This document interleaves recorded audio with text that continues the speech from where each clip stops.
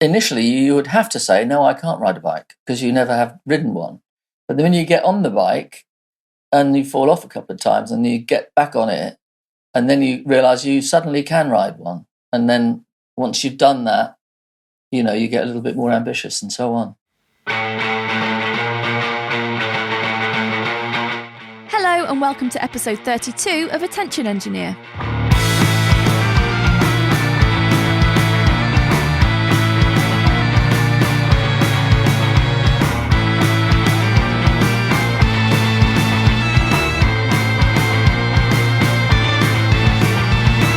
I'm Laura Kidd, a music producer, songwriter and solo artist making music as Penfriend and beaming into your ears from my studio, The Launchpad in Bristol.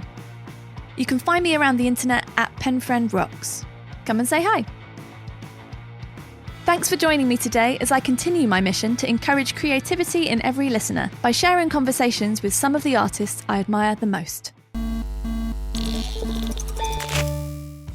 It's been a hell of a week since I last spoke to you.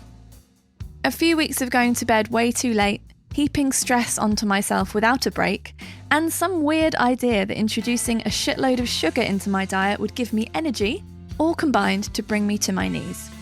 And I spent a couple of days wrapped up in my duvet with my feelings, while, of course, peeking out to edit podcast interviews. Lockdown 3 has felt harder and harder, and heading into the 13th month of not seeing a single family member is a pretty sorry anniversary. Sometimes I want to ignore what's going on in the world in these intros because I feel like these episodes could be a source of entertainment and escape for you. But also, I am finding this hard, and this podcast is quite a lot about feelings, so pretending I'm fine would be weird, but I also don't want to be a massive downer. So, just know that I am struggling through like everybody else. Some days I feel hopeful, and some days I do not, and recently it's been a bit bleak. It's worth noting, though, that 4 days ago I could barely bring myself to drink a glass of water to make myself feel better, and last night I was able to set myself up for a brighter week by setting my alarm for 7:30 a.m. and pushing it away from the bed. There's a life hack for you. I get into really bad snooze habits, which makes me give up on morning exercise and immediately feel rubbish. So today I got fully out of bed at 7:30, willed myself not to dive back under the lovely warm duvet, and went out for a run. I didn't go far, I didn't go fast, but I went, and I listened to music, Howling Bell's first album, and I've been feeling practically jolly all morning. Let that be a lesson to future me. There's always something I can do to give myself a better chance of feeling okay. Speaking of self-motivation, today's guest is someone I've wanted to speak to for a while. Mike Batt is an English singer-songwriter, musician, arranger, record producer, director, conductor and former deputy chairman of the British phonographic industry. Having achieved substantial international success as a solo artist, he's particularly known in the UK for creating the Wombles pop act, writing many hits including the chart-topping Bright Eyes, and discovering Katie Melua. The man behind pop hits for Cliff Richard, David Essex and Alvin Stardust, collaborations with XTC, Vanessa May and the London Philharmonic Orchestra, and the conception and co-creation of all-female string quartet Bond, Mike set up his Dramatico record label in 2002. Working with Carla Bruni, Marianne Faithfull, Caro Emerald, Gurumul and Sarah Blasco, he released Katie Melua's first 6 albums and wrote, co-wrote and produced the first 3. He has also conducted many of the world's great orchestras, including the London Symphony, Royal Philharmonic, London Philharmonic, Sydney Symphony and Stuttgart Philharmonic in both classical and pop recordings and performances. I was really keen to invite Mike onto the show because he did all of that as a completely self-taught songwriter, musician and orchestrator.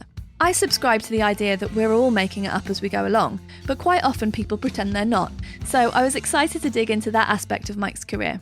Also, he followed me on Twitter years ago, which always pleased and slightly baffled me, so this was a lovely excuse to say a proper hello. Here we go.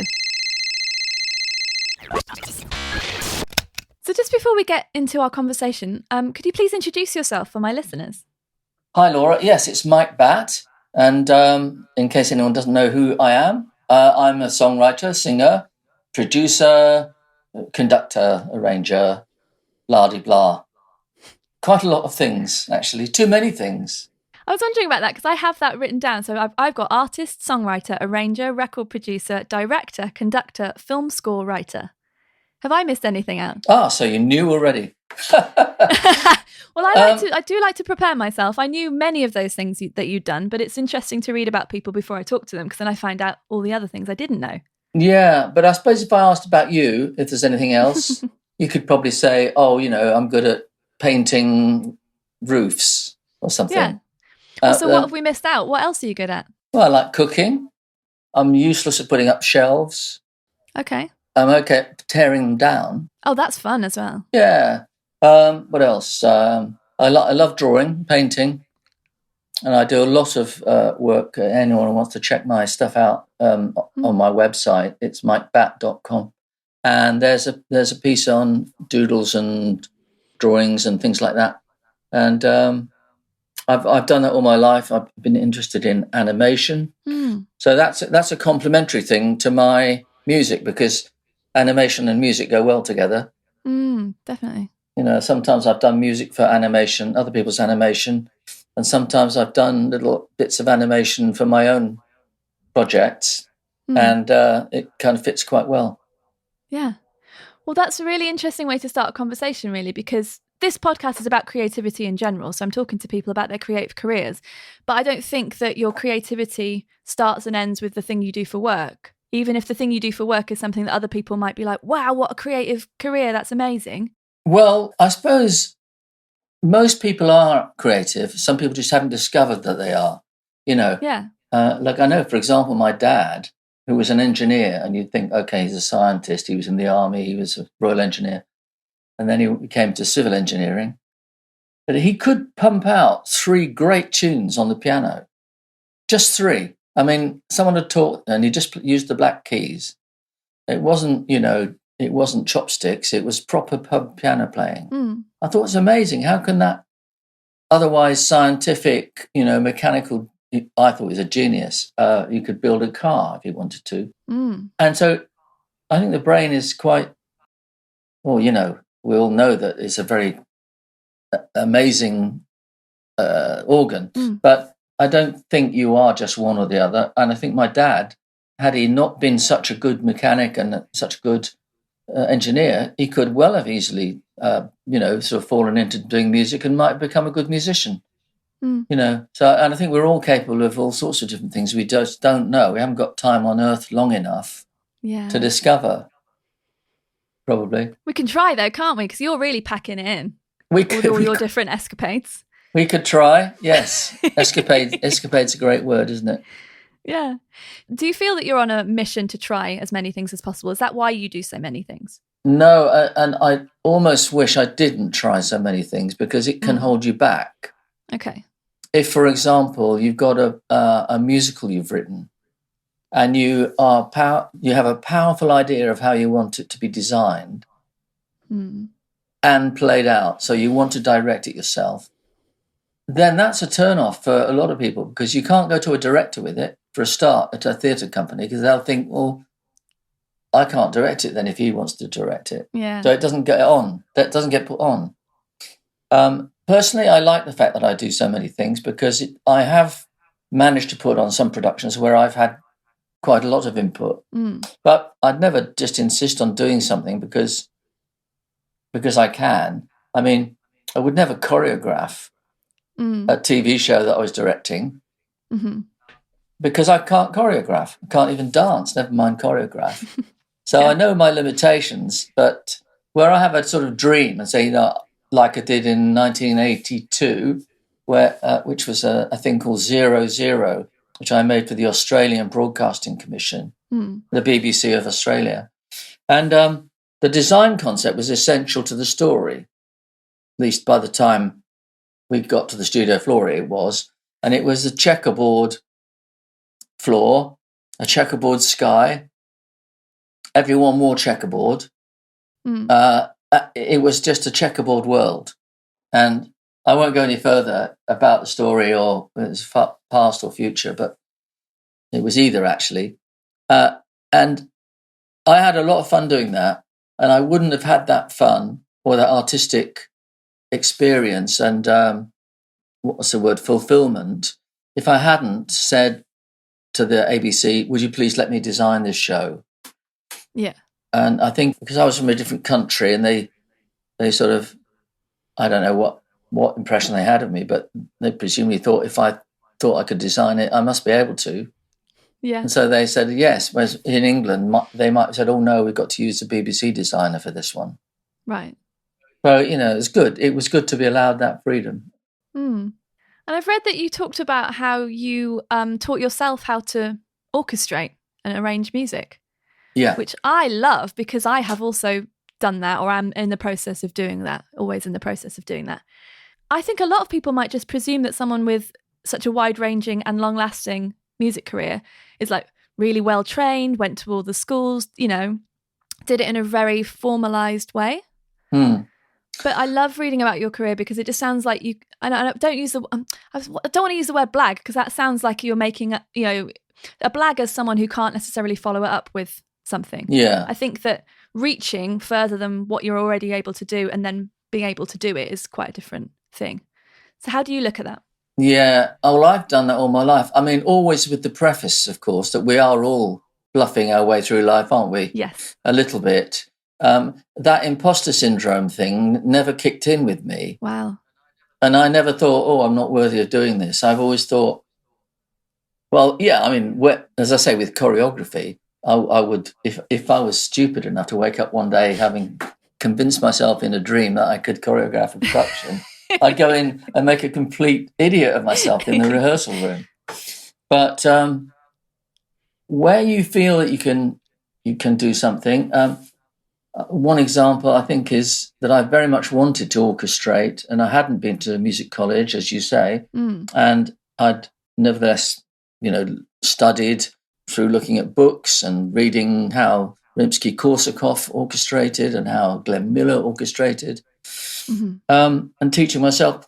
Somebody said to me, the manager of a big group that was about to be massive, do you do string arrangements? And I said yes, when I hadn't ever done one. Yeah. And that allowed me to do one. Because he said, well, you've got a 25-piece orchestra booked in 10 days' time. Can you do the charts for this album? And it was very scary because this was the band that the Beatles thought were going to be the next Beatles. Wow. They're called Family. And they were big. They did become big. And their first album, it was called Music in a Doll's House, was the one I did. It was my very first job as an arranger when I was 18. And it was eventful, to say the least.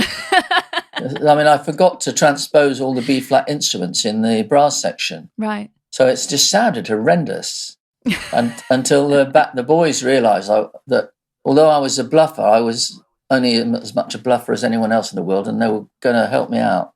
And they transposed it at sight so that the guys in the control room didn't think I was... hadn't made that they didn't suss me, put it that way. Right. That's brilliant. That's really kind because they could have really screwed you over then. They could have. In fact, there's a very famous, he's died now, but there was a very famous tenor sax player called Tubby Hayes, a genius guy, up there in the sort of Wynton Marsalis ranks as a sax player, although he's a trumpet player, but, and he just was doing a session job and he was the head of the sax section. And it was he who said to me, don't worry, mate, we'll sort it for you. That's really kind. I didn't know him, but I never got to know him, but I've always been mentally sort of secretly grateful for that moment. I think there's lots of moments in our lives where we've got the opportunity to be kind or not be kind, and it's nice that he decided to do you a favour, really.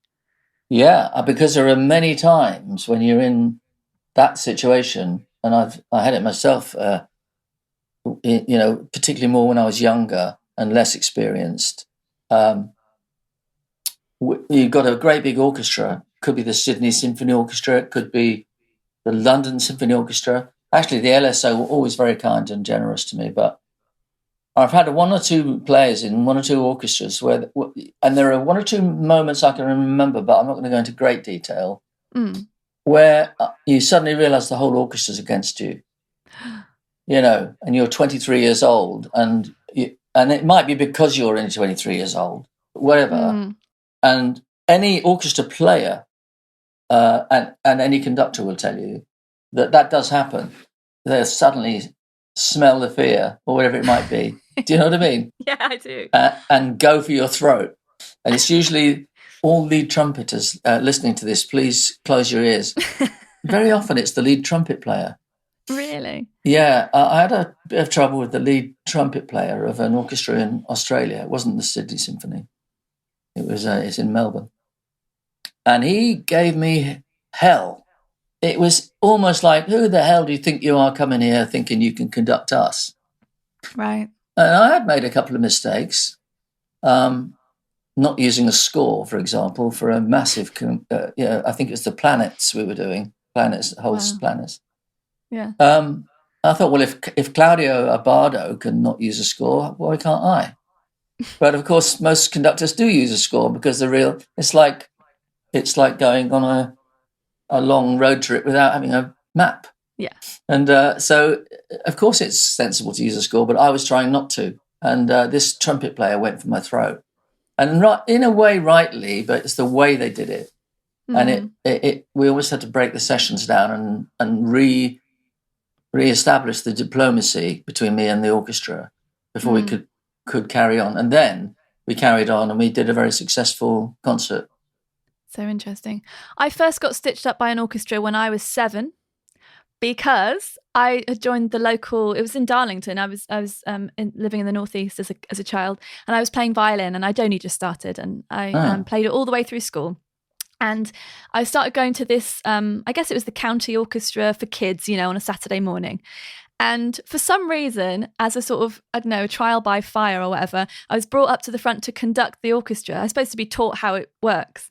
And so I started waving my arms around, and I could read music and at a rudimentary level and whatever. Started waving my arms around and nothing happened. And of course I hadn't done the thing where you get them all to, what's it called when you sort of gather them all up so they all put the bows in the air? What's that called? Is there a name for that? Oh, you mean that upstroke, that almost like an upbeat? Almost like a pre-beat, ready, and I don't know what it's called. Oh, okay. I remember failing. I know you. I want to hear your story, but I remember failing to do that myself at the Royal Albert Hall when the Queen was there. Oh my God! And this military band didn't do anything when I brought my baton down because I hadn't done the preparatory.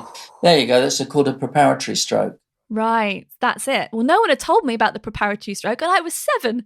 How was I supposed to know about this? Yeah. So I think that they were trying to make it into a joke, but not at my expense exactly. But it felt very embarrassing. I was very hot in my face, and then I went and sat down and felt sad. Yeah, if they laughed, if you're conducting and they laughed, that is a joke at your expense. Yeah, not nice. And it feels horrible, but that's a sort of baptism of fire that anybody goes through. Yeah. So did you go through all of the stages of violin and classical training then? No. I played at school from 7 till 18, and when I was 15 I wanted to start a band.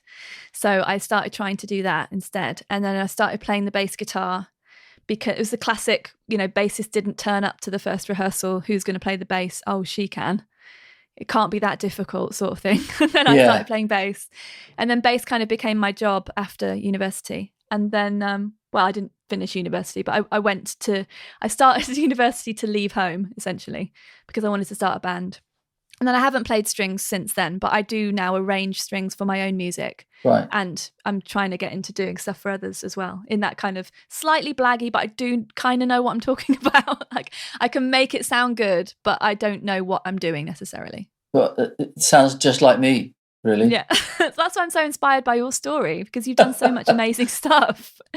And I think that just it's brilliant proof for anyone who wants to be creative that, like I say, it's kind of, for me, it's about reaching slightly further than is comfortable, but then quickly being able to do it. Because if you'd said, yes, sure, I'll orchestrate that thing for you, and then what you gave them was rubbish, it's game over at that point in terms of that relationship.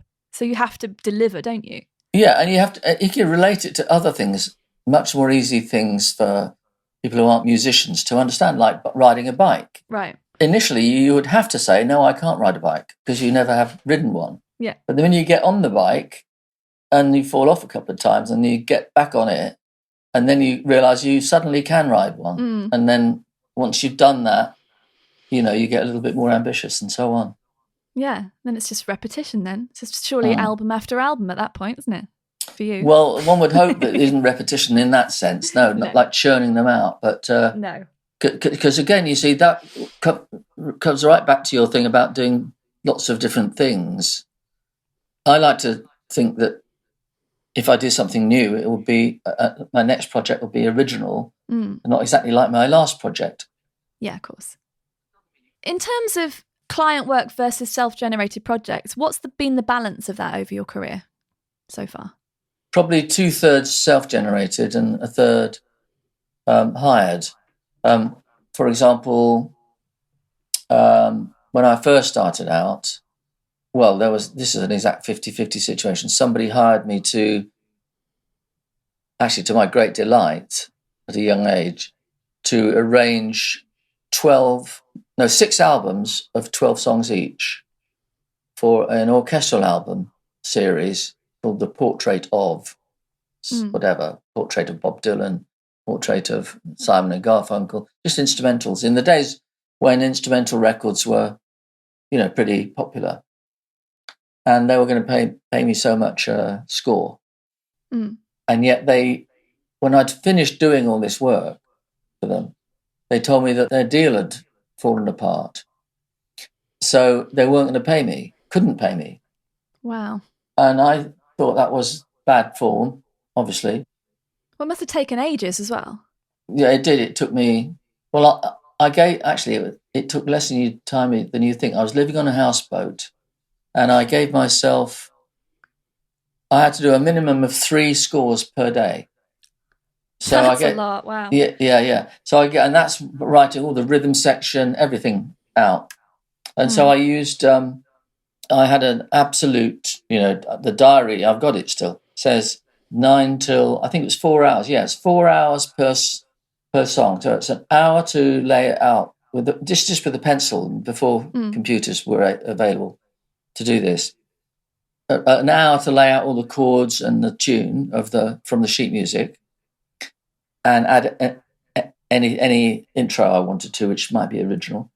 Then another hour to fill in the strings, say, another hour to fill in all the wind, and a 4th hour to go and check it all and make sure. And that was it finished. So in a 12-hour day, I could do 3 songs.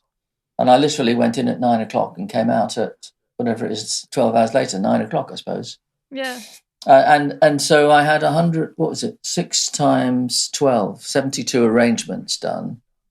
And the guy said, "I'm sorry, we can't pay you."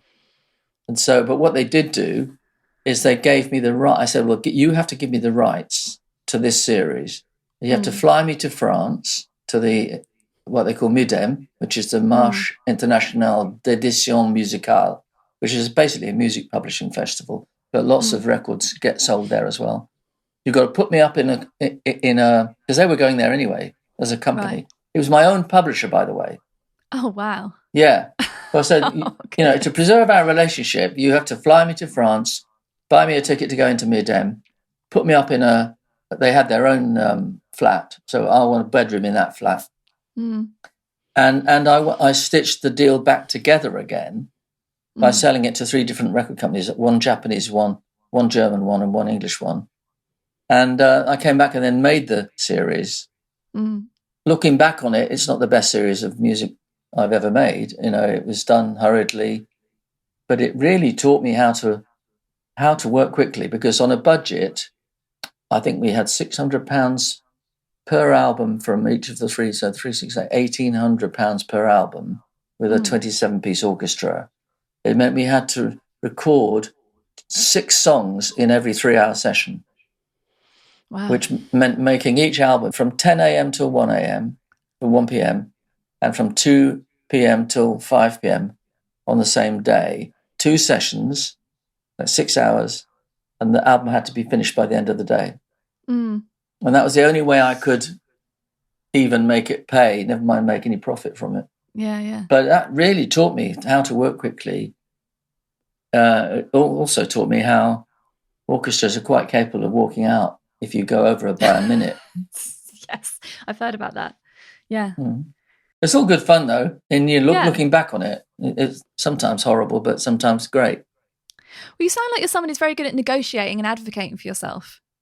Because I've obviously read the story, the Wombles story, where they offered you some paltry sum to do a session job, and you decided that it might be better if you had the rights to. Is it the rights to the characters being able to make music? Is that what That's that was? right? Yeah, Right. Indeed. Yeah. That is so smart, and you couldn't possibly have known how successful it was going to be. No, I didn't know how successful it was going to be, but the key to whether it was smart or not is the fact that they didn't know how successful it was going to be either. Yeah. And frankly, without the music band, without the group being a band and going on top of the pops, it wouldn't have been as successful. No, so you really helped it. And I say that with great respect to the project, because the books were great, the TV show was great, but it would have remained as a children's 5-year-old thing if it hadn't gone mainstream with the songs. So yeah, and it wasn't a paltry sum really. They offered me £200, which I looked it up the other day. I put it through one of those calculators that show what it's worth now, and it was worth something like £4,500 or something. Oh, of course. Sorry, I wasn't taking that into account at all. I just went, £200 for these days. Right. I'm not saying it was 4.5, but it was definitely a substantial fee, £200. Right, yeah. And I literally needed that money. I mean, we were short of cash, lived on the houseboat still. The mortgage payment would have been due because you can get a mortgage for a houseboat, just in case you didn't know. Ah, no, I didn't know that. So it wasn't a great financial moment. I wasn't rich enough to say, I don't need that money, but it just felt like an opportunity. And I just so much loved the characters. I wanted the artistic fun. I think this has touched on something which maybe your listeners might find interesting, is that if you're driven by the art as much as by the commerce, and I think you have to be driven by both. Yeah, you can't just sit in your room and do paintings or write music and hope no one's ever going to see them or buy them, and you'll just do them, and you'll go and do a different job to make money. You can do that, and that's fine, but it's not the way to be a professional person doing what you do. Yeah, but neither is it right to be cynical and say, I know how to have a hit record. I'll get a pretty girl and a strong song, and I'll just put them together and make lots of money. Well, lots of people do that, and it's valid, but it's not as fun and as valid as being absolutely so turned on by the artistic side of it that you get really rewarded artistically by the satisfaction, fulfillment. That's the word. Yeah. Well, yeah, because you've been making music for 50 years, is that right? So if you were now looking back at your litany of hits, whether they've been bigger or smaller hits than you have actually had, but they meant so much less to you because it was just that pretty girl song commerce in your brain. That, for me, that would be not a good life lived. That's not creatively fulfilling and interesting. We all need to be able to live, and make our next thing, of course. And hopefully that music can come from the thing you're making. In my, that's what I'm aiming for in my life. Yeah. But it is much more about the impact of the art, isn't it? Like the communication, whatever it is, the magic of a song. Yes. Rather than how much money can I make if I do these notes in this order, or if I can do this project or what have you. Yeah, absolutely. It's good to hear that from someone who's done a lot of music. No, but I've also been in that situation with another writer. I remember I used to write with other people. I'm a bad collaborator in terms of writing. I hope I'm theatrically and in lots of other ways a good collaborator. But writing, I find really difficult with other people because of the diplomacy involved, So if they hate your idea, but it's actually quite a good idea, or more likely it's a bad idea and they love it, And the diplomacy of saying, can you just live with my idea for a minute? And then if we hate it in an hour's time, we'll get rid of it. Yeah. All of that discussion, or you're saying you love their idea and them saying, okay, but you're both wrong. That whole thing, I think I've gone off at a tangent about co-writing. This is all about tangents, though, don't worry. We were talking about the sort of cynical version of that. Yeah. And there were times in my, when I was starting out, 19, 20, 21 years old, working with other producers, people who went on to have big hits. One guy who was a friend of mine who went on to write a lot of Billy Ocean's early work. Another guy, Biddu, who was he had an artist, Tina Charles, who did a song called "I Love to Love," but my baby just loves to dance. You probably don't even know it. Yeah. Anyway, it was a big song, and he also had the Biddu Orchestra. And he was musical, and he is musical. He's still around, Indian guy, and he was a good friend. And nevertheless, I do remember sometimes sitting with him and thinking, right, what can we write that will be a hit? What's been a hit lately? Oh, I know, Sugar Sugar by the Archies. Let's play that, and let's get that exact drum beat, and let's put that sort of strumming thing on it, and then we'll think of a tune afterwards. And as I've grown older, it didn't take me to get much older than that. I mean, I was writing songs from the heart, if you like, since I was 17. But I've stopped ever doing that thing I used to do with other co-writers when I was younger. And I just write what I want to write, whether it's for another person, like a director of a film, or a project that isn't mine. I'm serving someone else. I'm still writing from my heart. And in a way, you have to be a bit like an actor in a situation like that, in that you might be writing for a girl who is got wanderlust, or she's fallen in love with a guy who's not good for her. Whatever it is, you have to project yourself into that person's mind and write on their behalf.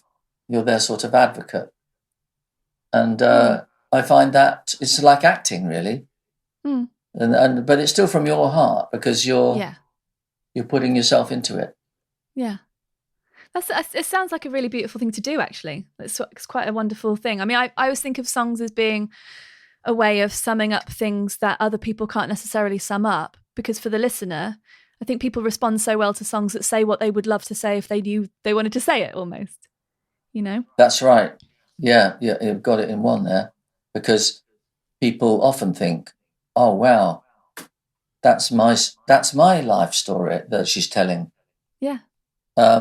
And if you've found a witty or interesting or new way to say something that they've often thought, even if it's only I love you or I hate you,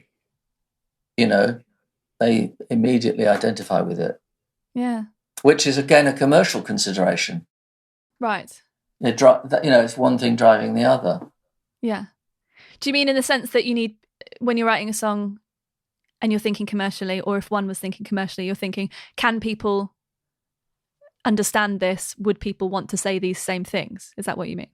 Yeah. I mean, all I'm saying is that if people love your work, you're more likely to be commercially successful than if they don't love your work. Yes. It's as simple as that, really. Yeah, it's a very good point.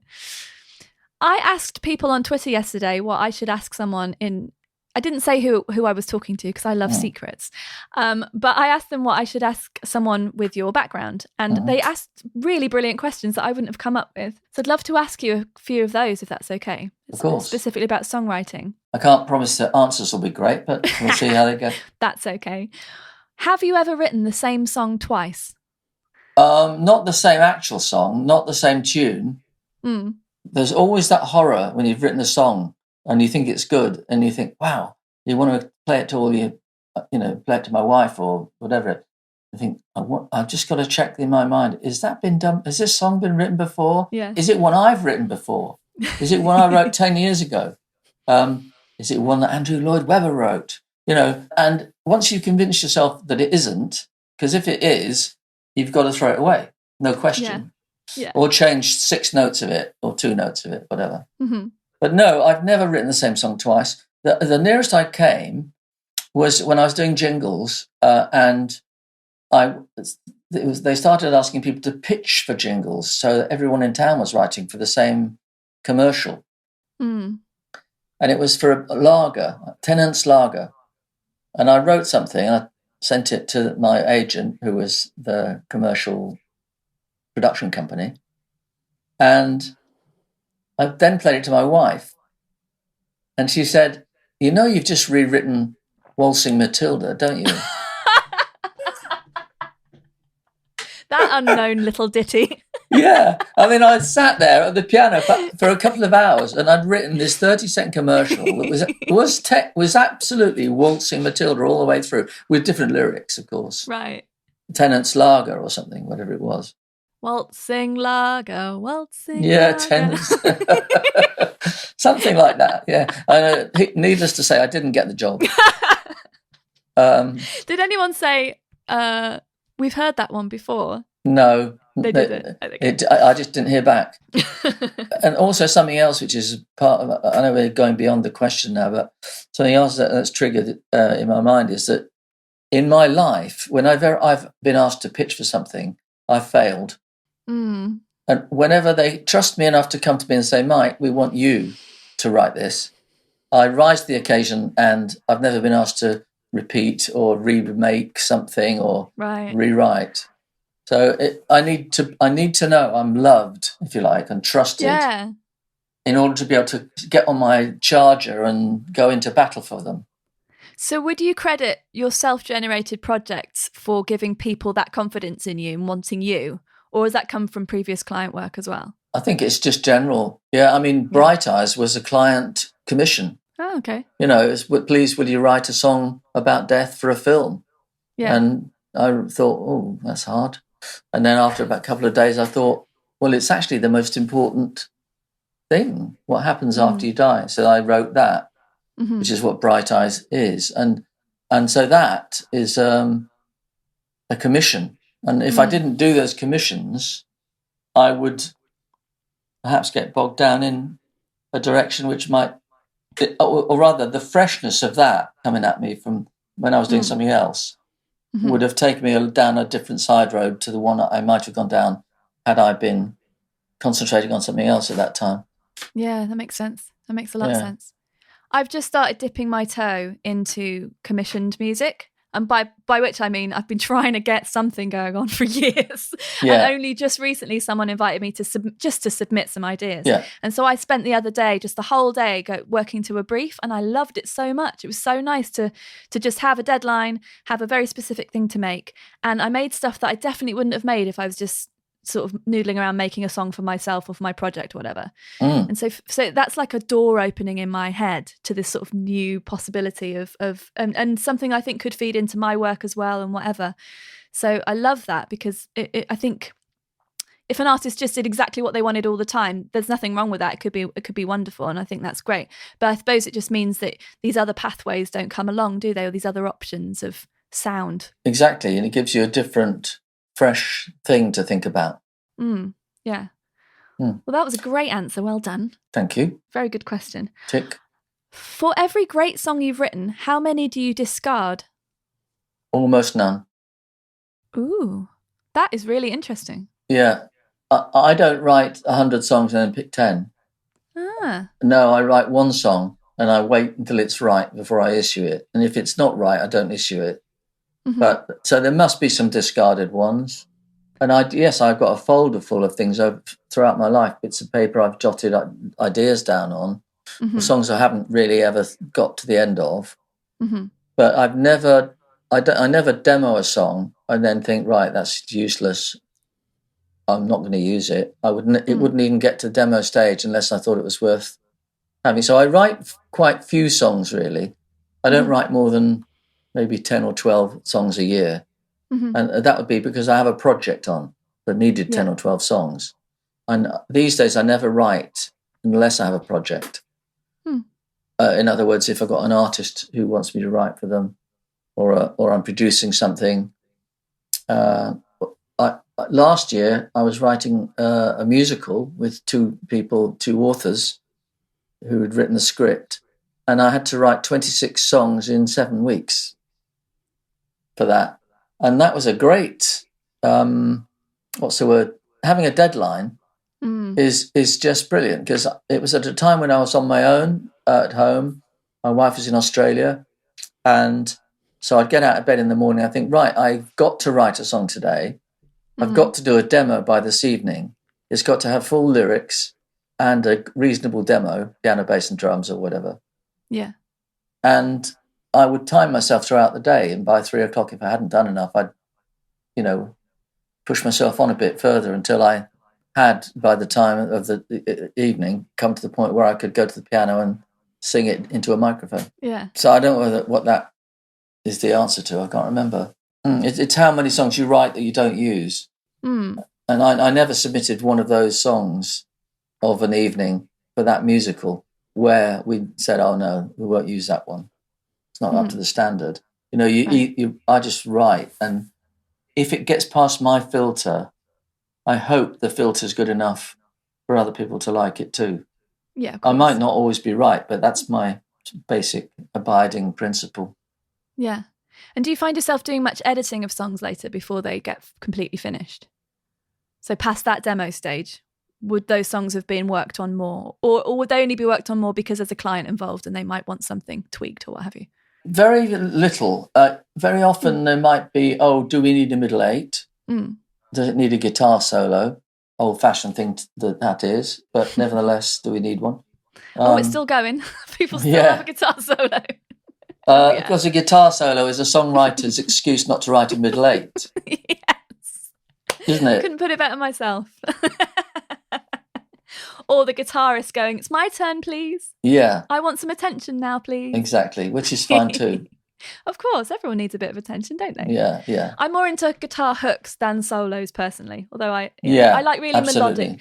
If it's doing something, I'm into it as a guitar solo. If it's not, then it's just filling in some time for no reason. Yeah, if it's fiddle, fiddle, fiddle, like up the neck and down the neck and all that. Look what I can do. Look. Yeah.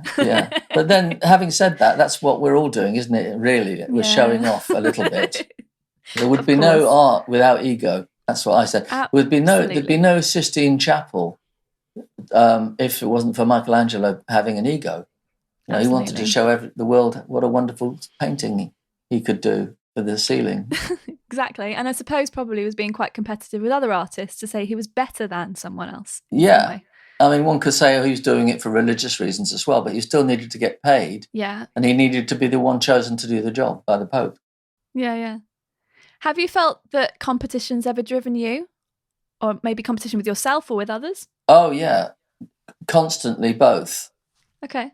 Yeah. I don't think I deliberately compete with myself and say, this has got to be better than the last one or as good as the last one. I certainly have that abiding principle that it mustn't be worse than the last one. It must be up to standard. Yeah. It's more about the fact that rather arrogantly, I'm going to say I presume a standard at my age now. And my efforts are directed towards having the effect I want to have with the song. Are the words right for it? Are they going to give the message across that I need to get across? Whether it's for a commercial film, which has got certain emotions that need to be put across, or whether it's for a record or whatever it's for, is it doing its job? Will it have the effect? Will it have the emotional effect on people?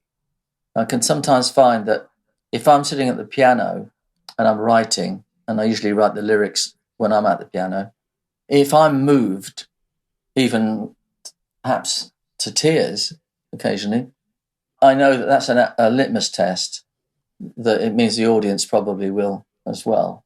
Yeah. So I find that as a yardstick that, again, that's nothing to do with competing with oneself, but it's definitely what's in my mind when I'm writing. As regards competing with other people, the fact that there are so many successful songwriters in the world that are much better known than me and more successful than me is a matter of huge irritation. And, of course I'm competing with them. I was hoping you were going to say something like that, but I was being really quiet and just going, I wonder what Mike's going to say. How is he going to finish that sentence? And that's really pleased me. I was listening to a Cat Stevens song in the, what was it, Peace Train, yesterday in the car. I thought, oh my God, he was so good. But he was my age, a bit older, actually. I say proudly, as if it matters now. He was my model. He was my, I want to be like Cat Stevens. He was like 3 or 4 years older than me. He was, in his late teens when I was in my middle teens. And I thought, wow, that's what I want to do. I want to be a singer-songwriter. And he was just so brilliant. And I just listened to this track, Peace Train, as I said, and I thought, wow, that's great. And I wouldn't want to compete with him to the extent that I would do anything to blow that song out of the water or to destroy it. That's not the point of competition. No. I was, if you like, the competition I felt was I must be as good as that. But I think there's a level you get to where you think I'm as good as him and I'm as good as her. I'd like to think I can be as good as those people, but I don't want to be any better. But I would fight anyone who said they were better than me. And by better, do you mean better at the craft, or do you mean better known? Oh no, better known is a slam dunk for most other people. Right. Most people are better known than me, but I think most of the great writers and artists, the Paul McCartneys of this world are better known than me. There's no question. But I might occasionally say I'm as good as them. And I am. Well, good. You should have that pride. We have to believe in ourselves. It's a very fine line because you're sitting on the edge of being cocky and arrogant. And just a little bit step to the right or left, you just got self-belief. Yeah. And where does self-belief become cockiness and arrogance? And sometimes I err on one side or the other. Yeah. Yeah, that's a good question. I wonder if maybe the cocky and arrogant thing comes from like a panic state and maybe thinking that you're not delivering, or maybe actually not delivering. Because I would think someone was cocky and arrogant if they said they're as good as Paul McCartney, but they hadn't really done much. That's definitely cocky and arrogant because that's just based on nothing, isn't it? Yeah. I think maybe we shouldn't use Paul as a yardstick. I just meant people like, people of that stature. Yeah. Paul Simon, maybe. Am I better than Paul Simon? I'm asking myself now. Yeah. And I'll answer it right now here on this show for you. Yes, I am. I'm not better. I'm as good. I'm sometimes as good. Yeah. Sometimes I'm as good as Paul Simon. Sometimes he's not as good as me. Right.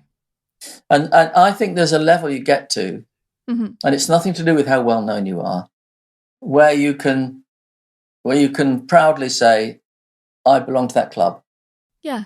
Even if, you haven't actually got a membership card. How does that make you feel, knowing that you can be part of that club, or knowing that you are? Very good. I feel good. Sometimes it makes me a bit. Why am I not therefore, as well regarded by the people in the world? I tell you, one of the things is I haven't had much success in America. I think if you have a lot of success in America, it sort of trickles down to the rest of the world like a Christmas pudding, like the what do you call it, the sauce on a Christmas pudding, brandy sauce. Yeah. Yeah, I guess so. Oh, the brandy sauce metaphor. I know it well. Yeah, but my brandy sauce starts at the bottom and tries to get higher, and it doesn't work that way. It's more like sort of sinking mud or something, like trying to suck you in. Someone should invent creative anti-gravitational brandy sauce. Yeah. Elon Musk is probably not too busy at the moment. You could ask him. Contentious character, perhaps. I love what you said about moving yourself with your music and that being important as far as taking a song forward, because I thought I was a real weirdo that I would have tears pricking my eyes when I was writing a chord sequence. But that's how I do it too. So if I'm not moved by a song I'm writing, I'm probably not going to finish that song because I'm not that bothered about it. I suppose I don't really have the energy for it, or the sort of, I don't know, the emotional reaction. Thank you for making me feel moderately less weird. Yeah. Well, there's nothing wrong with feeling or being weird. But, oh, no, I know. In fact, it can be a big plus. But, no, I get what you mean. You could be wasting your time if you're writing a song isn't moving, isn't a moving song. Unless you don't want it to be a moving song, you might want it to be a jolly song. What a song like 9 to 5. Yeah, I love that song. Brilliant song, Dolly Parton song. And it's fantastic, but it's not going to make you burst into tears and ring your mum, is it? No. Yeah, they could definitely have different functions, don't they? Yeah. I've got more questions from people, the people of the world. Such a good one. This is such a good one. Have you ever heard a cover of one of your songs that made you feel like that artist actually wrote it? There have been many of my songs that have been covered by other people where the world thinks they've written it. Of course. And how does that feel? Horrible. But you do rely on people identifying the artist with the song. Yes, of course. And that's the job, isn't it? That is part of the job, isn't it? People do think Art Garfunkel. A lot of people think Art Garfunkel wrote Bright Eyes. Mm-hmm. And I'll be honest, I'm sure that he's not driven, just because he's a human being, to tell everybody at every concert that he didn't write that song. Of course not. No. It's not entertaining. It doesn't help him. No. And sometimes, particularly if I'm in the audience and he knows I'm in the audience, he will tell everyone that I wrote it. Well, that's decent of him, at least. Yeah. And the same with Katie. I mean, people talk about, the worst ones are where you look on you've forgotten what the lyrics are, so you look on the web for the lyrics to 9 Million Bicycles, and it goes 9 Million Bicycles by Katie Melua. And you think, no, it wasn't. No. But what they mean is the song as performed by Katie Melua. Yes. As presented by. Yeah. And so it's not her fault. No, of course not. It's just slightly irritating that they don't say, of course, written by. It's not just me. It's every writer. Yeah. That's interesting though, because you're right. People do need to, or they will naturally associate the person who's singing the song must have written it, or they must have written the words at least. Yeah, and I've had the opposite as well, where you've had a big artist record a song. It's usually when I haven't produced it. But again, I could be accused of arrogance by saying this. I haven't been in the room when they've done it. And I once had John Denver cover a song of mine, which it's not a well-known hit. It's a song I wrote when my now 30-year-old son was born. It's called I Watch You Sleeping. And it's one of my favourite songs. And John Denver loved it. I never met him. I did meet him once on a breakfast TV show. In fact, after he'd recorded it, and I didn't criticise him for it. I was too gutless or too polite. Another fine line. He had actually added extra beats into it, changed the chords slightly. He'd done so much to it that it showed he didn't understand the song at all. Right. And he recorded it, and it's now reminded me that I bumped into him at breakfast television one time when we were both on. And he said, "Oh, Mike Batt, I recorded your song of I Watch You Sleeping." And I said, "Yeah, I heard it. Thank you for recording it." And I left it like that. I didn't say it was great. I didn't say it was good. I just said, "Thank you for recording it." Yeah. Awkward. Well, that's all right, isn't it? That's not lying. There's a great story where we all went to see this show. I mustn't say what the show was. Oh, no. In fact, if I don't say what the show was and who it was with, it's not as funny. But I went to the show with several what you might call theatrical big names that were in the audience. It was an opening of a show, and Don Black was one of the people. The lyricist Don Black was a good friend of mine, and we both agreed. In fact, everyone in the audience agreed pretty much. On the way, we were walking to the after-show party down a London street. And it was, what do we say? What are we going to say about this? He said, well, you just got to say something about it that isn't whether it's good or not, Yeah. And anyway, we arrived at the cafe, this big posh cafe, where the after-show party was. And I'm with Don, and the mother of the writer of the musical was greeting us at the door and said, "So, what did you think, Don?" And he said, "Well, there wasn't any tap dancing in it, was there?" and laughed, and she laughed. And it just diffused the situation to the point where she didn't really want to know what he thought of it anymore. And I just slipped past. Can I steal that? Yeah. The fact was, there wasn't any tap dancing in this one. The time you mustn't say that is when there is tap dancing in it. Oh, so when you've pretended to watch someone's show but you didn't, and you missed the fact that No, there's tap not that dancing, one. and then... That's also a killer. That's great. But no, what I'm saying is, if you come away from 42nd Street and someone says, "What did you think of it?" and you say, "Well, there wasn't any tap dancing in it," it's sort of making out that they can't really tap dance very well, isn't it? I suppose so. Mm. We have to be supportive of other people's creativity. That's the point. It can be such a hard thing to do.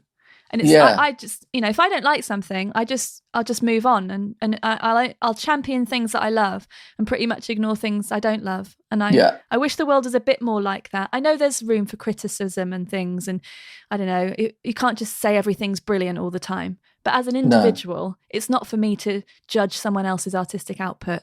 It's nothing to do with me, No, I know critics who have gone to shows by people they like. Who have chosen not to review it rather than review it in the way they would have had to have reviewed it if they said that what they felt. Oh. Okay. And they've said, I just didn't review it. Or they just didn't review it and they didn't say anything. Yeah. And I think that's a kind thing to do. Yeah. It's kind. It's better to say nothing. It's like your mum used to say, can't say anything nice, don't say anything at all.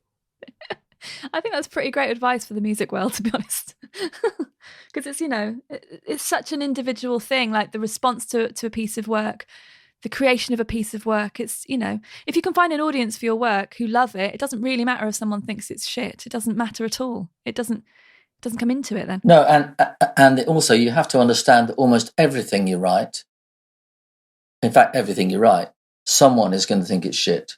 Yeah. And you have to get used to that. In fact, the most successful things of all are the things where 50% of the world think it's shit and 50% of the world think it's absolutely gold dust. Yeah. Because the 50% of people loving it is better than everyone thinking, well, it's okay. Yeah. Not okay enough to go out and buy, and not okay enough to buy, even to write a bad review. So it just disappears. Yeah. But if 50 out of 100 people go, I have got to have this, and 50 go, well, I don't. I think it's terrible. You're onto a winner. I read this brilliant thing a few weeks ago. I wish I could attribute it. I just can't remember. But someone was saying, you could be the best peach in the world, like the juiciest, fluffiest, whatever peaches are, peach, the best example of a peach there ever was. The peachiest peach. The peachiest peach of all peaches. But there's always going to be someone who hates peaches. They just hate them. Yeah, exactly. And I'm keeping that in my mind a lot at the moment because I think it's so helpful when it comes to like creative output. Yeah. Life's a peach and then you die. Life's a peach and then you get eaten. Except by the people who don't like peaches. So it's good to have them around, actually. I'm going to pick another question by a person, a real person, unlike myself. Let's see. When was the last time a song stopped you dead in your tracks? Whoa. I'd have to think a long time about that. Because there have been such moments, and there are times when I think, wow. Do you know what? I'm going to have to pass on that one. Okay. I can't. Right. I thank the questioner for the question, but I'm afraid I'm going to abdicate the responsibility of an answer. Do you have any memories of songs that have stopped you in your tracks? It doesn't have to be the last one, though.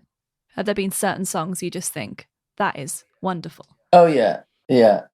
I heard Bridge Over Troubled Water before it came out in the corridor of Dick James Music in Oxford Street, and I just thought, whoa, this is going to take over the world. It is such a good song. Yeah. It just did. I mean, it's like a balm on someone's troubles. And it's beautifully performed, and that we're talking about way back in something like 1969, maybe. Mm-hmm. That was one. So there you go. There have been moments when that happened. A lot more of those moments when I was a young fan. Wow, I love this one and I love that one. That's so interesting because you heard it away from the zeitgeist, so you heard it before it came out. I think there's a lot of people who love a song because obviously the repetition of it, you're hearing it on the radio all the time, or it's on TV all the time, especially 20 years ago when it was, or longer, when it was, that's how you heard things, and it was the repetition of something, the familiarity you would get from hearing something all the time. But the fact that you heard that before all of that and you still knew it was going to be an important song, that's really interesting. Yeah, because it had the power to just affect you. Another one I had that with, but it wasn't an emotional perception, was I also heard Space Odyssey by David Bowie before it came out. Wow. And that was, everyone in the office went, what? That's incredible, Yeah. Because it was at the time. And looking back on it, it doesn't seem that. I mean, it's good, but it's not, world earth-shattering, really. Mm-hmm. In fact, it's a little bit bubblegum in places, and but not there's anything wrong with bubblegum. Here speaks the writer of the Wombles. Yeah. But, so that, I think hearing some, and the other thing I proudly remember now about hearing things before they came out, and it was usually when I just entered the music business, because I wouldn't have been in those hallowed halls, which seemed like very ordinary halls at the time, corridors, offices, was the Beatles' White Album. I heard that. I was working I was head of A&R for Liberty Records when I was 19, and an act called Hapshash and the Coloured Coat, who were an acid rock band, actually, and I joined them as their third member because they needed a musician in the band because they were actually painters, and they hung around in all the right places, and they knew everyone, and they were part of the scene, the Chelsea scene, the swinging London scene. I wasn't. I was new to the job, but I was a musician and songwriter. So they added me to the band so that we could make this record. Anyway, during that time, they said, "Oh, we got something to play." We often had lunch sometime, and they said, "When we go back to your office, we want to play something." This cassette of the Beatles' new album, the White Album, and it had been given to them by Pattie Boyd, George Harrison's girlfriend, and the night before, just on a cassette, one of the old Passion cassettes. So we took it into my office, and we just sat there listening to it, thinking, "Whoa, this is really serious," That's so cool. Yeah. Did it feel cool at the time? Did you know that it was a moment? Yeah. It felt like we knew something that the world didn't yet know, but the world was going to know it big time. Yeah. There Rocky Raccoon and things like that on it. And, I love that record. That was big for me when I was a little kid. That was one of the first albums I got seriously into from my parents. Yeah. Yeah. That's so cool. Yeah. Anyway, there you go. This might be a very difficult question, and feel free to tell me it's ridiculous, but what are you most proud of creating so far? It is a ridiculous question. Sorry. I know. No. I mean, try. That's a cheap shot. My response there. I was teasing you, but I can't say honestly. I really can't.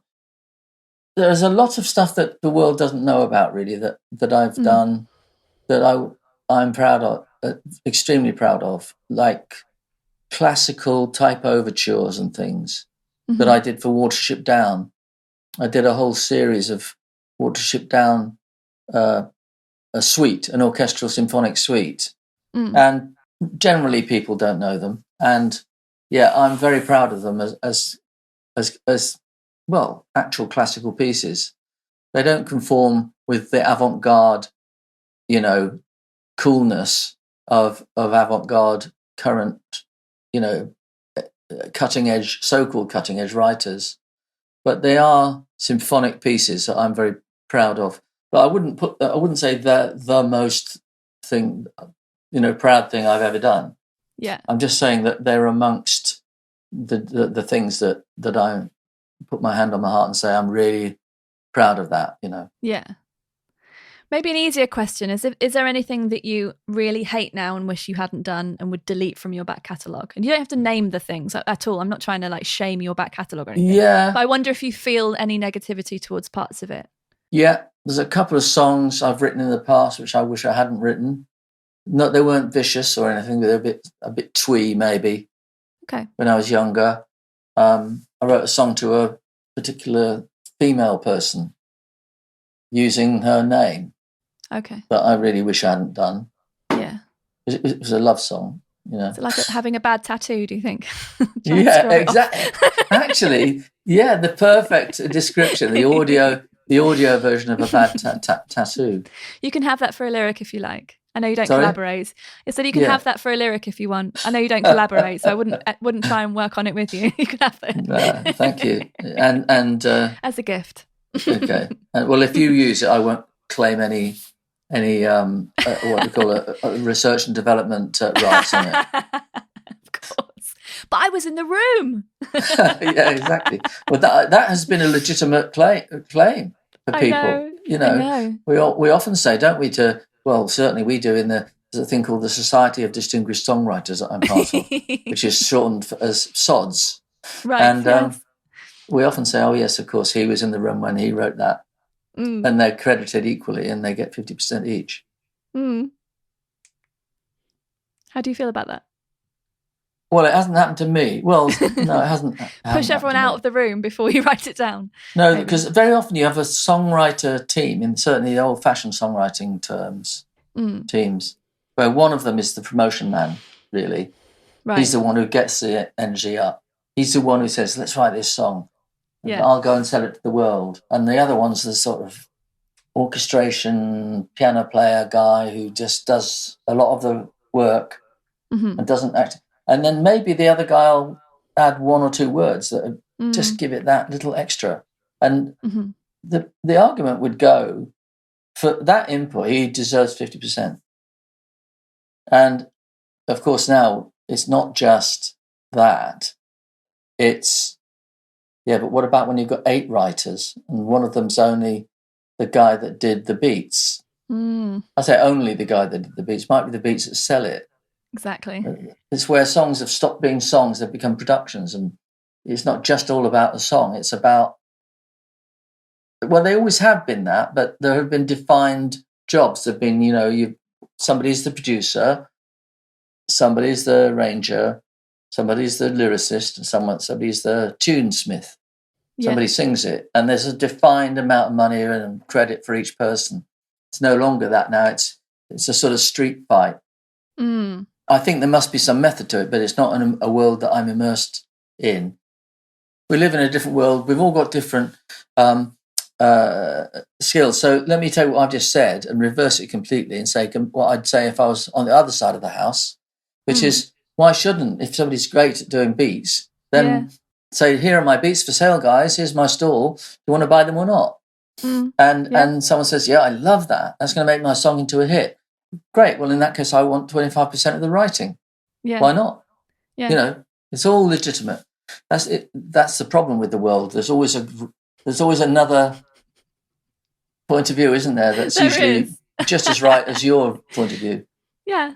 Doesn't mean we can't have opinions, though. I mean, I would never want to have the songs that I present under my own name, as an artist, as a recording artist, written in that form. I write all of my stuff myself.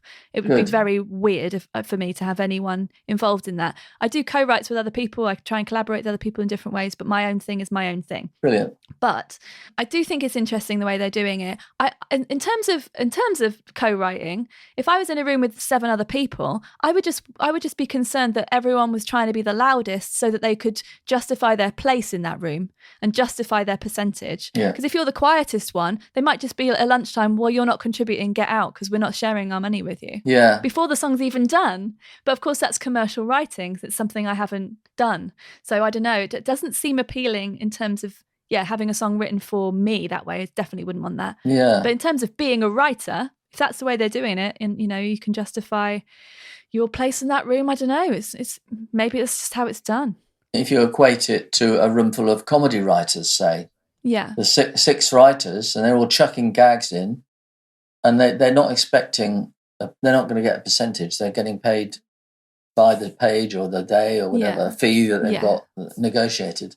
Yeah, it's the same thing. It's just as creative to be part of a writing team in that sense. Yes. So why are we, being so harsh about it in music?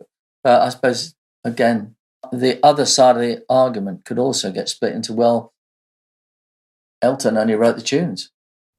Yeah. Bernie wrote the words. So whose songs are they? Well, I'm not saying they aren't Elton's. No. Because they are both. They are written by, just as Rodgers and Hammerstein wrote. Yeah. And, the great partnerships. Yeah. That's like where the sum is bigger than, what's it called? The result is bigger than some of its parts. Is that the way to say it? Yeah, that's right, yeah. So, like the Beatles, for instance. Yeah. Created something that only those 4 people could have made. Yeah. Yeah. It's very interesting. Yeah. Are you up for talking about the internet a little bit, in brief? Yeah, of course. You obviously have had a very varied and busy career before the internet came along. And I'm just interested to know if you see it as a generally positive thing for you or how it's impacted your career. Well, it's led to streaming. If we jump from the beginning of the internet to now, the result is streaming, which, as you know, we're right in the middle of an argument at the moment. I'm not an active player in that argument. I would have been 5 years ago because I was deputy chairman of the British phonographic industry. So I had a role to play, which would have been to defend the labels, and I would have been uncomfortable in that role. Right. Although there are some very good points that the labels have, which is that they spend money marketing, they risk a lot of money on artists that don't make it, all that sort of thing. Mm-hmm. There are points for both sides. That's my problem. I could never be a barrister because I'd have to just be on one person's side, and I can see everyone's point of view. That's my problem. Yeah. So yes, streaming has pretty much decimated the industry and made, at least currently, it very difficult for artists, of your age, to make a living from selling recordings. Yeah. Whereas when I came into it, you either got kicked out the door of the record company and never got any further and got a job as a cab driver or as a nuclear scientist, whatever it was you're going to be. Yeah. But now there's such little, the payments are so small that you have to do something else, like be a nuclear scientist or a taxi driver or make cakes, whatever it is you're going to do, to be allowed to do what is now seen almost as a hobby, unless suddenly you jump the fence and, wow, you take off. And usually it takes a record company to make you do that. So things are almost the same as they were before. The record companies reach down into the masses and pick out one lucky person. And I'm not saying they're only lucky, they're probably very talented as well. And that becomes the new Jake Bugg or the new whoever it was before that. Yeah. I say the new Jake Bugg because I know he's been around for years, but, he was one of many people that year, but he was the one that got picked out and made into a star that year. Okay, so the beginning of the internet, what it's done is it's taken away that thing where the record company says, no, you can't make a record. You haven't done enough gigs. We haven't heard of you enough. Your manager's not good enough yet. We don't know your manager well enough, and we're not going to spend money on you. So you, again, as I say, you just walk sadly home and put the telly on. Now, you stay at home, you don't even leave the door, you make your record, and you put it out. You don't even have to leave your front door. And it's out there. The net result being that billions of people have got records out, and no one notices yours. I might cry in a minute because that's exactly what I'm doing. I made it in this room that you can see behind me, and I didn't leave my house to do it. Yeah, and I make records in this room that you can see behind me. Yeah. And we're competing against, I call it white noise. Yeah. There's so much of it. It's like, and, or background radiation. It's just It's just so many people that are in there. And as I say, it's only the ones who have got backing, i.e. money behind them, who usually, I say usually because of course there are those who have things that go viral, or, you know, they're clever and they get through another way. But generally speaking, the major record companies are back on top. Yeah. Because they're the ones that can reach into that white noise and pick out the lucky winner, the raffle ticket holder, and make them into the star of that year. Give them the Mercury Prize, then go on to get a Brit, and they're off, you know. And all of this was changing pretty rapidly as Katie Mellua's career was starting, wasn't it? Is that the right time, like iTunes coming along? It was starting then, but there was still, most records are sold on CD, and it was possible for me to, when I took the massive risk of turning down the record company that wanted her because they didn't want us to record the songs that we wanted to record, and I say we, meaning her and me, not just me. Yeah. She turned down. She, as a young girl from Georgia who had never seen the price of, you know, a good car ever, she was turning down a 6-figure sum. I said, "It's your decision." One of the major record companies offered us, well, I'll tell you, £500,000 to make an album. Yeah, and she very bravely said, "No. What else can we do? How can we get out of this?" And I said, "Well, we could do it at my studio. I pay for it. And we'll put it out on my label." I can't guarantee it'll be successful. I can guarantee it'll be just as good a record. But so she said, well, let's do that then. And so that's how we did it. It was, I know you asked a different question. I've probably... No, that's fine. This is way more interesting than my question, because that's a brave thing to do. What year was that? About 2002. Because not completely unheard of then for people to put out their own music, but it was a lot harder than it is now, because the means of getting stuff out was still there was a system that you had to slot into. Yeah. So that must have been challenging in some ways. It wasn't the first independent label, but it was certainly the most outrageous. Not outrageous is wrong, because it's not outrageous to succeed or to try. It was the most... what is it they call it when something's a bit cheeky and a bit sort of impudent? It was impudent of us to try and not beat the system, compete with the system on the level we did. And the fact that we did it with such success, I mean, you know, we sold 1.8 million of the first album. And even when we'd only sold 200,000, she was obviously going somewhere. The major record companies were saying to us, "Oh, you'll never get any further than that without us. You need us to press up the bulk. You'll never get past 1 million." Yeah. And we just showed them to be wrong, because we'd already done all the hard work and broken her. I had to spend quite a lot of money TV advertising, which was and is still very much not what you do. You don't have, the rule is you don't TV advertise something that isn't a well-known product. So you're all right TV advertising Eric Clapton's greatest hits. Yeah. But you're not all right doing Fred blogs that you've never heard of, or Frida blogs. Sense. Yeah. And we broke that rule, and we advertised heavily on television. The only time I ever say, when people say, "Oh, Katie was lucky," I argue like mad to say she wasn't. She was steely. She made that decision. She helped me make that decision that we won't go with the big record company, because if we would have died the death, they would have definitely not held on like we did. But the only thing I'll say where she was lucky is that I will take credit for this, did something that no record label, and even the record labels who were competing with us, said to me afterwards, "We would never have done that." They would never have spent hundreds of thousands of pounds on television, particularly if they'd known as well how much of a risk it was, because even though I was supposedly successful and famous and everything, my finances were in a pickle. Right. And so putting down 100,000 quid to start with, and then following it with 50,000 more and 50,000 more and so terrifying. on. That's terrifying. It was like diving off a diving board and not quite knowing how deep the water was. How did that feel? How was the stress level in your house at that time? It was exhilarating. Okay. Actually, because it was scary as hell.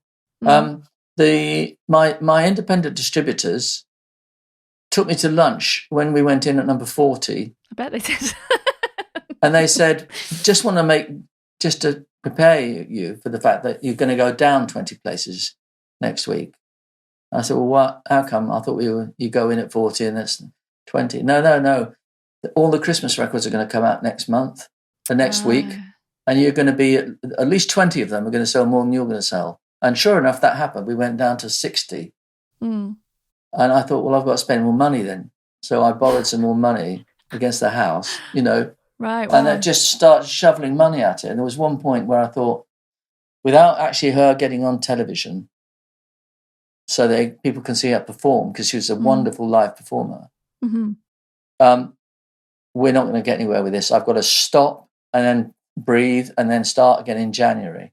And I just made the decision, no, I'm going to have another week push at it, when the phone went and the director of the Royal Variety show, who had previously said no to her, is a friend of mine, actually. And he was I thought he was ringing to apologise for having turned her down. Yeah. I said, I know you've turned her down, Jeff, and it won't affect our relationship. And he said, no, I'm ringing to tell you the bad news. Because he said, he teased me. He said, I'm ringing you up to give you bad news. I said, I've got the bad news already, Jeff. Stop wasting my time. You're forgiven, Get over it. And he said, no, the bad news is you've got to buy her a new frock and a plane ticket to Edinburgh. Somebody's dropped out and she's going to be on the Royal Variety. So that amazing was 10 minutes after I'd agreed in my own mind to spend the extra money that week. And the two things together were what catapulted her to number one.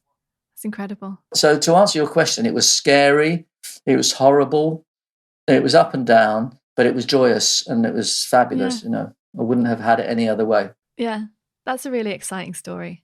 Because I know from people I've spoken to for this series and just generally, and having made music for so long, it's money and the machine that helps you hear of someone. That's how someone generally becomes a household name. Certainly, in the old days of that system being the only system. And you're right, of course, things can go viral, but there's always a story behind that. There's this brilliant book called, I think it's called Hitmakers, that I just read recently. And that's all about the story behind viral sensations, because there's always something more going on. That people have built up their own communities already, or there's something, or it's coming out of a scene or something like that. It's never really just, this thing just went viral and that's it. That could happen to me, so I'll just keep hoping, because that's not really how life works. Keep filming your cat. Exactly. Yeah. Maybe it'll talk one day. Exactly. But one of the reasons I wanted to talk to you, one is because somehow we've been following each other on Twitter for years, and I'm not sure how. And so it's just really lovely. I love that every now and again I think, Mike Batt's just popped up on my feed, and he follows me as well for some reason. But also because I think your career as it has been and as it continues, shows that it's turning up and doing more work and doing more and more is what creates that. You never sat around crossing your fingers hoping for someone to pick you. And you never sat around crossing your fingers hoping for someone to pick Katie. No. You actually did stuff. And that is what I respect so much. So it's been wonderful to talk to you. I really, really appreciate it. Well, thank you. It's nice of you to say those things. Well, I hope it's been interesting, and I've certainly enjoyed the chat. Good. So thanks for thinking of me, and of course, hope it goes well. And I know that you wrote Bright Eyes. So anytime you're like, damn that guy, I know. Yeah, if you go to an Art Garfunkel concert and he doesn't say, Mike Batt wrote this, you can shout out from the stalls.